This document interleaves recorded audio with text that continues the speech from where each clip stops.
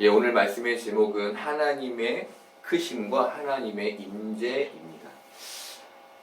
하나님의 임재를 알았던 사람 중에 한 명을 꼽는다면 다윗을 꼽을 수 있을 것입니다. 다윗이 쓴 시편을 보면 다윗은 늘 하나님을 간절히 찾고 구합니다. 그가 양떼를 몰고 지키는 자리에 있었을 때에도, 그가 왕의 자리에 있었을 때에도 그는 어느 자리에 있건 늘 그렇게 하나님을 구하고 찾았습니다. 다윗이 하나님을 찾고 구할 수 있었던 것은 자기가 서 있는 그 어느 곳에서든지 어디에서든지 하나님이 자신의 곁에 계심을 알았기 때문이었습니다. 다윗이 현실보다 크신 하나님을 알았던 것입니다. 로렌스 수도사의 얘기를 적은 하나님의 임재 연습이라는 책에는 로렌스 수도사가 어디에서나 끊임없이 하나님과 대화했던 얘기들이 기록되어 있습니다. 로렌스 수도사가 끊임없이 하나님과 대화하며 끊임없이 하나님의 임재를 경험할 수 있었던 이유는 그가 현실의 어디에서나 계신 크신 하나님을 알았기 때문이었습니다. 하나님의 크심을 모르는 사람은 자신이 있는 곳에 크신 하나님이 함께 하신다는 사실을 인지할 수 없습니다. 그러면 그 상황에서 하나님을 기억하고 하나님과 대화할 수 없는 것입니다. 하나님의 크심을 내가 있는 어느 곳에서든지 하나님의 계심을 아는 자여야만 하나님을 기억하고 하나님과 대화할 수 있는 것입니다. 전도사 시절에 청년부 전도사를 하게 되었습니다. 그곳에서 청년부를 담당하는 목사님 한 분을 만나게 됐는데 이분은 늘 하나님을 향한 열정으로 가득하셨습니다. 그런데 이분에게 특이한 점이 하나 있었습니다. 그것은 늘 입으로 뭔가를 중얼거리는 것이었습니다. 저는 얼마 지나지 않아 그 중얼거림이 기도라는 것을 알게 되었습니다. 목사님은 늘 하나님께 자신의 환경과 상황을 즉시 기도하셨던 것입니다. 자신이 어려움에 처할 때, 지혜가 필요할 때마다 입술로 중얼거리며 기도하셨던 것입니다. 이 목사님 역시 하나님의 크심을 알았던 것이죠. 세상에서 우리는 작아지고 초라해질 때가 있습니다. 같은 선상에 있던 사람들이 어느 순간 저 멀리 나보다 더 높게 있을 때 우리는 초라해지고 작아집니다. 그때 초라해진 현실에서 세상보다 크신 하나님을 의지한다면 우리는 더 이상 초라해지지 않을 수 있습니다. 거지가 길거리에 앉아 구걸을 하고 있었습니다. 사람들은 낙노한 거지를 보며 불쌍히 여겼습니다. 그런데 마차를 탄 왕이 나타나 거지를 껴안고 반갑게 얘기를 나누었습니다. 그때부터 사람들은 거지를 더 이상 거지로 보지 않았습니다. 그가 왕의 친구였기 때문이었습니다. 이것이 우리가 세상보다 크신 하나님과 교제할 때 갖게 되는 자부심이며 더 이상 세상에서 남과 나를 견주어 초라해지지 않을 수 있는 이유인 것입니다. 저는 가끔 세상을 평안하게 살아가는 방법에 대해 생각합니다. 아마 이 자리에 앉아 계신 분들도 늘 평안하기를 꿈꾸실 것입니다. 저는 세상에서 평안하기 위한 가장 최선의 방법으로 이 세상보다 크신 하나님과의 동행을 선택했습니다. 현실보다 크신 분, 세상보다 크신 분이야말로 진짜 제 도움이 되어 주실 것이기 때문입니다. 그렇다면 세상보다 크신 하나님과 동행하기 위한 가장 빠르고 정확한 방법은 뭘까요? 그것은 모든 순간 기도하는 것입니다. 내 모든 환경 속에 하나님과 대화하는 것입니다. 오늘 이사야는 하나님의 크심에 대해 이렇게 얘기합니다. 1절 보겠습니다. 여호와의 손이 짧아 구원하지 못하심도 아니요 귀가 둔하여 듣지 못하심도 아니라. 하나님이 세상보다 크시다는 것입니다. 그리고 2절에서 이들이 하나님의 크심을 경험하지 못했던 이유를 이렇게 설명합니다. 오직 너희 죄악이 너희와 너희 하나님 사이를 갈라놓았고 너희 죄가 그의 얼굴을 가리어서 너희에게 듣지 않으시게 함이니라. 그들의 죄악이 하나님과 그들의 사이를 갈라놓았고 그들의 죄가 하나님의 얼굴을 가리었다는 것입니다. 한마디로 하나님과 대화가 없었다는 것입니다. 이들이 죄 가운데 있었던 것은 현실에서 하나님의 크심을 바라보지 못했기 때문이었습니다. 잠언에서는 하나님 경외하는 자로 살 것을 반복하여 강조합니다. 하나님을 경외하라, 하나님을 경외하는 자는 지식이 있을 것이다 등 하나님 경외를 반복합니다. 하나님을 경외한다는 건 하나님을 두려워한다는 말입니다. 내가 말 한마디를 해도 하나님을 두려워하며 하고 행동 하나를 해도 하나님을 의식하며 해야 한다는 말입니다.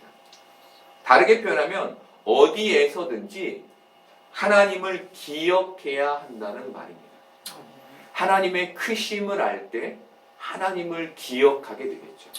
하지만 하나님의 크심을 모른다면 오늘 지금 내 곁에 내 안에 하나님이 계시다는 생각을 하지 못하고 그분을 기억할 수 없게 되는 것입니다.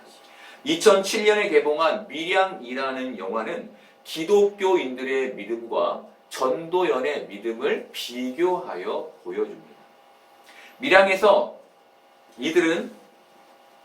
밀양에서 하나님을 믿고 있는 기독교인들은 그들의 현실에서 하나님이 안 계신 것처럼 살아갑니다. 이들은 세상에서 하나님을 의식하지 않습니다. 이들에게 하나님은 교회에만 갇혀 계신 분입니다. 그래서 이들의 신앙생활은 교회에서만 이루어집니다. 그리고 구역 예배에서만 이루어집니다. 하지만 하나님을 적대시하는 전도연은 교회에서도 그리고 현실에서도 하나님의 계심을 믿으며 행동합니다. 쉽게 말하면 하나님을 상대합니다. 하나님이 지금 내가 서 있는 이곳 가운데 내 곁에 나를 직접적으로 보고 계신다고 믿었기 때문입니다.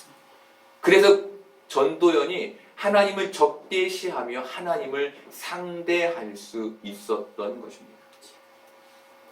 영화는 청중들에게 신앙이 뭘까라는 질문을 던집니다. 영화는 그 전반에 하나님을 숨겨둡니다. 모든 그리스도인들과 모든 전도연 안에 하나님을 숨겨둡니다. 그리고 그 숨겨진 하나님을 대하는 사람들의 반응으로 그들이 하나님을 경외하고 있는지 아니면 그들이 하나님을 경외하고 있지 않은지를 보여줍니다. 진짜 신앙이란 하나님의 계심에 반응하는 것임을 알려주는 것입니다. 쉽게 말하면 이 현실에서 하나님을 기억하며 그분과 대화하는 신앙이야말로 진짜 신앙임을 알려주는 것입니다. 신앙은 단지 교회에서 예배만 드리고 신앙의 얘기를 나누는 것에만 국한되지 않습니다. 신앙은 언제 어디서나 하나님을 경외하는 마음을 갖는 것입니다. 여기에서 우리는 하나님을 경외하는 마음이 구체적으로 뭔지 살펴볼 필요가 있습니다. 이제 막 초신자가 된 성도가 한 명 있습니다. 이분은 성경을 읽을 때 성경이 응답될 것에 대한 두려움을 느낀다고 말했습니다. 저는 이 얘기를 들으며 이것이 바로 하나님을 경외하는 것이라고 생각했습니다. 하나님의 말씀이 생명력 있게 느껴져서 그 말씀 하나하나가 당장이라도 응답될 것처럼 다가오는 것. 이것이야말로 정말 살아있는 믿음이라고 생각했습니다. 그리고 우리에게도 하나님의 말씀이 이렇게 생명력 있게 다가와야 한다고 생각했습니다. 그리고 우리에게 이렇게 하나님의 말씀이 생명력 있게 다가올 때 우리가 세상에 마음을 빼앗길 일은 없을 것이라고 생각했습니다. 당장 이 말씀이 성경에서 튀어나와 내 눈앞에서 일어날 것 같은데 우리의 눈을 세상으로 돌릴 수 없을 것이기 때문입니다. 어떤 면에서 저는 이 모습이 성령이 충만한 모습이라고 생각했습니다. 오순절날 마가의 다락방에서 불의 혀들이 갈라지는 생생함이 있었던 것처럼 말씀을 살아서 움직이는 것으로 생생히 느끼는 경험이야말로 진짜 성령이 충만한 모습인 것입니다. 이렇게 하나님의 말씀을 생생하게 읽어내는 사람이 하나님과 동떨어진 삶을 살 수 없는 것입니다. 그리고 이것이야말로 하나님과 동행하는 삶이며 하나님의 임재를 경험하는 삶인 것입니다. 하나님과 동행한다고 하면서 하나님과 아무런 대화도 나누지 않는다면 그것은 동행이 아닐 것입니다. 하나님은 유다 백성들의 죄가 하나님의 얼굴을 가리었다라고 말씀하셨습니다.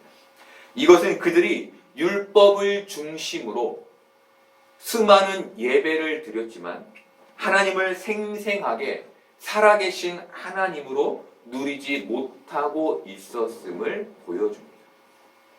그들이 현실에서 크신 하나님을 생각하지 않았고 그 크신 하나님과 동행하지 않았다는 것입니다. 하나님과 대화하지 않았다는 것입니다. 교회에는 적게는 1년, 많게는 수십 년을 신앙생활을 한 사람들이 모여 있습니다.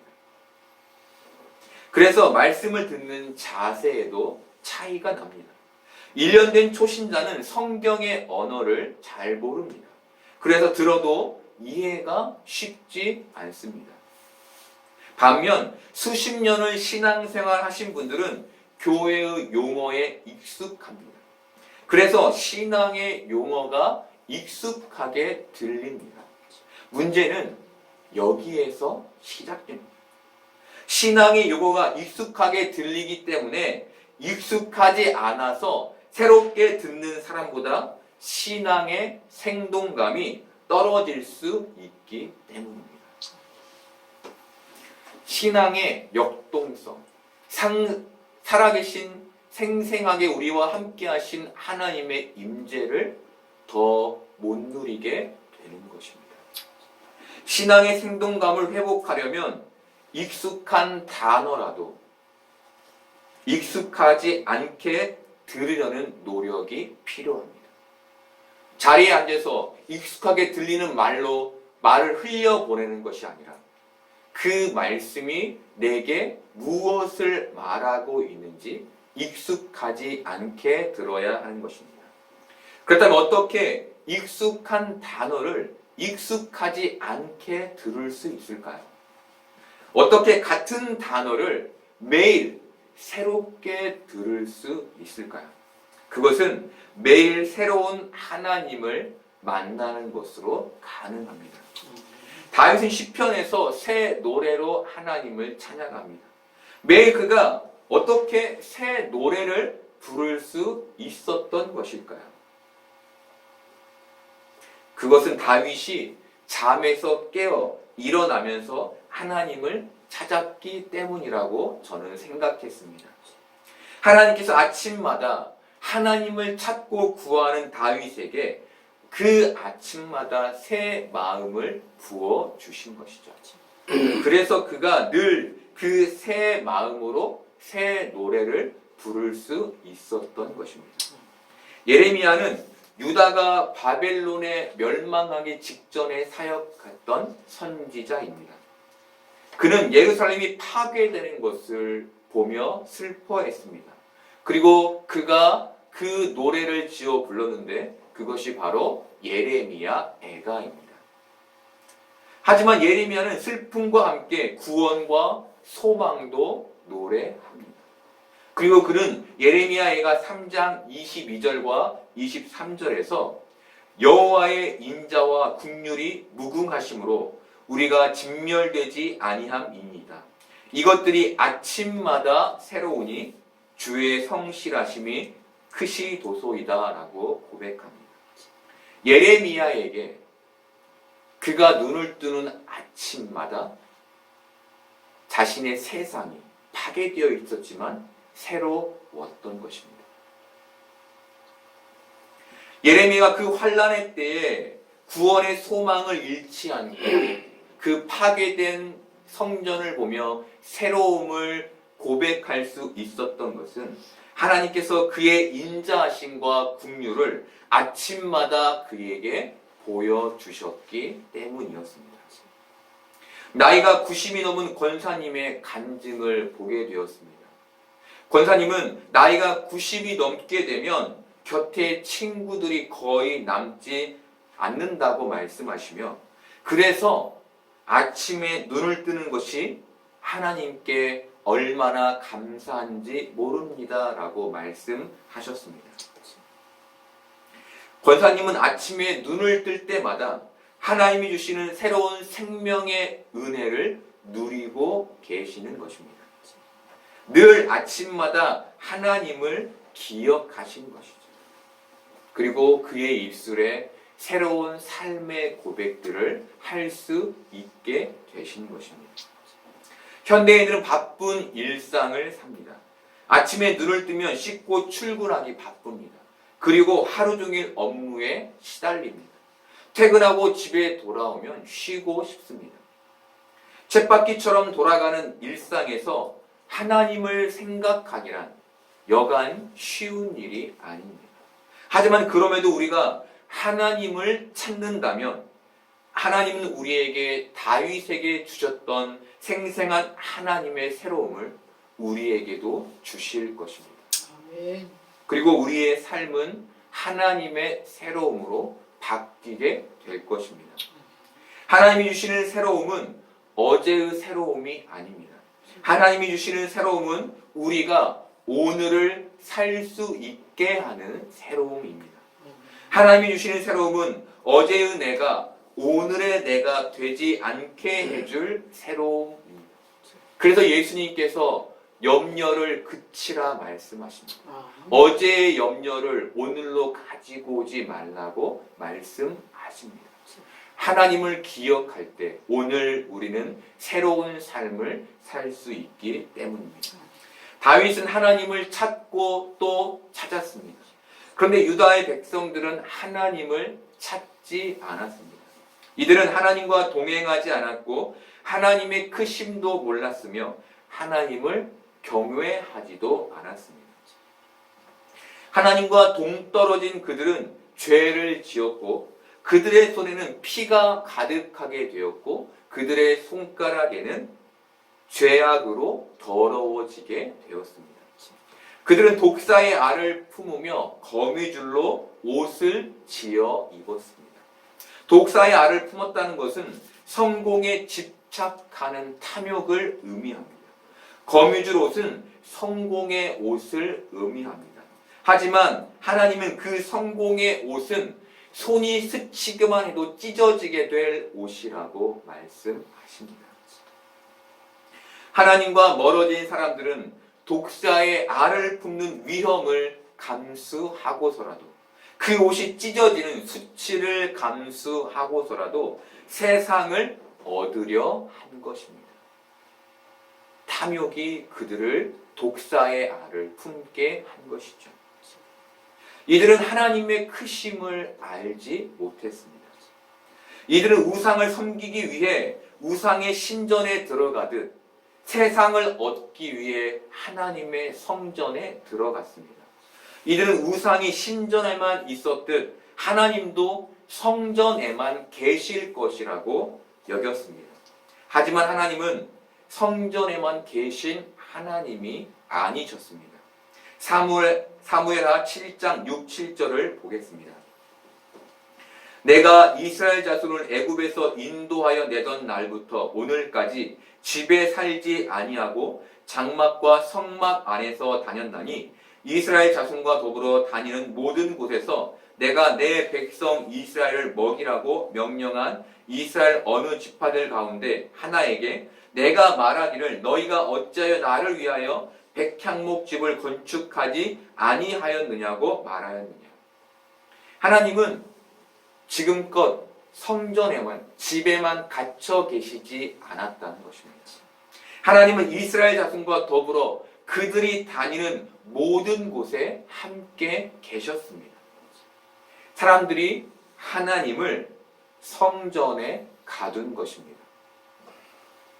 그래서 동행하시는 하나님을 보지 못한 것입니다.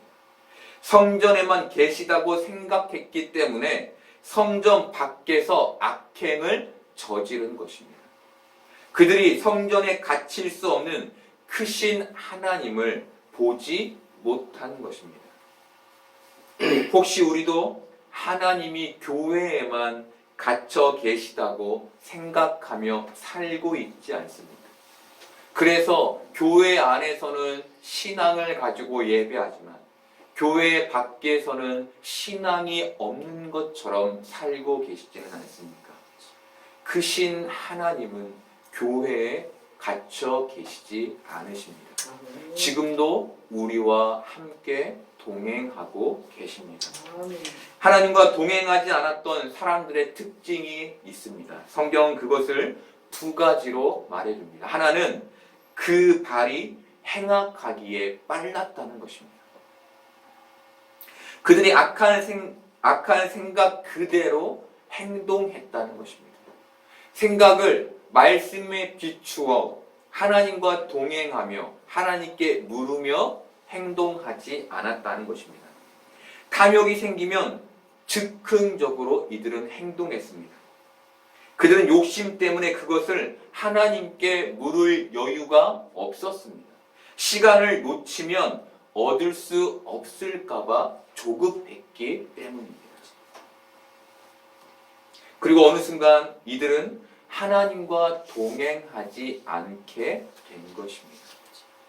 두 번째는 그들이 굽은 길을 스스로 만들어 갔다는 것입니다. 그들이 걸어가야 했던 길은 하나님이 이끄시는 길이어야 했는데 광야 40년간 하나님이 이끄시는 대로 그들이 걸었는데 이제는 그렇게 하지 않았다는 것입니다. 이들이 스스로 자신의 길을 개척했다는 것입니다. 세상 사람들은 스스로 자신의 길을 개척하는 사람을 보며 축혀 세워줍니다. 그리고 정말 훌륭한 하고 멋진 리더라고 믿어줍니다. 하지만 하나님의 시각에서 이것은 하나님의 뜻에서 벗어난 것입니다. 하나님은 우리의 눈에 보이지 않지만 우리 개개인을 인도하시기 위한 지도를 가지고 계십니다.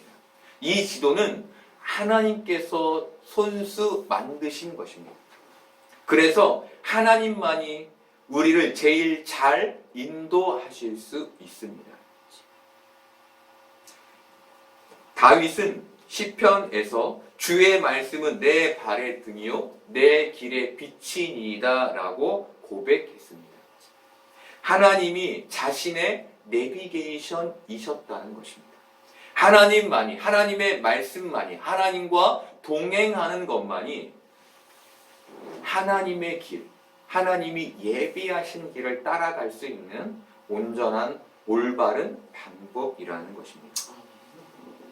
우리는 스스로 굽은 길을 만들지 않고 하나님의 계획하신 길을 걸어야 할 것입니다.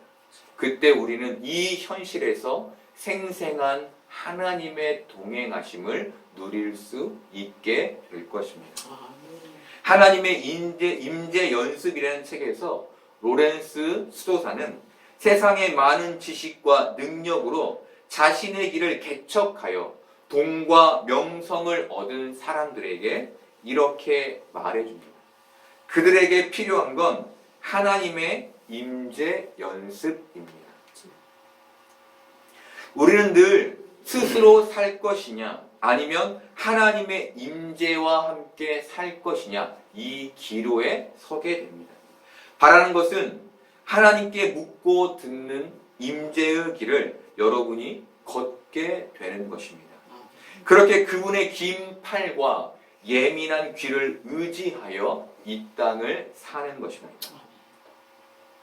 저는 이것이 참 어려운 일이라고 생각했었습니다. 하지만 지금 생각하면 이것은 어려운 일이 아닙니다. 그냥 수시로 하나님께 물으면 됩니다. 물론 응답을 바라는 기도에 응답이 더딜 때 그 기다림은 쉽지 않습니다. 하지만 그래도 우리는 그 응답을 기다려야 하겠죠. 왜냐하면 하나님의 길이 온전하고 올바른 길이기 때문입니다. 우리는 평소의 삶에서 수시로 기도하며 하나님과의 동행을 놓치지 않아야 합니다. 밥을 먹다가도 길을 가다가도 기도의 거리들이 하나님께 말하고 싶은 거리들이 생기면 하나님께 물으면 되는 것입니다. 기도의 시간을 찾지 않아도 여러분의 입술로 하나님의 임재를 고백하며 경험할 수 있는 것이죠. 하나님은 그의 예민한 귀로 우리의 기도를 들으시고 응답하실 것입니다. 그리고 우리가 이렇게 하나님께 물을 때 우리는 이 땅에서 하나님을 경외하는 삶을 살게 될 것입니다. 하나님과 동행하는 하나님의 임재의 삶을 살게 될 것입니다. 하나님의 말씀이 생생하게 펼쳐지는 4D 영화와 같은 인생을 살게 될 것입니다. 우리가 이렇게 크신 하나님과 동행하는 복된 임재의 삶을 살기를 바라고 하나님의 놀라우신 은혜와 인도하심을 경험하는 여러분들 되시기를 소망합니다.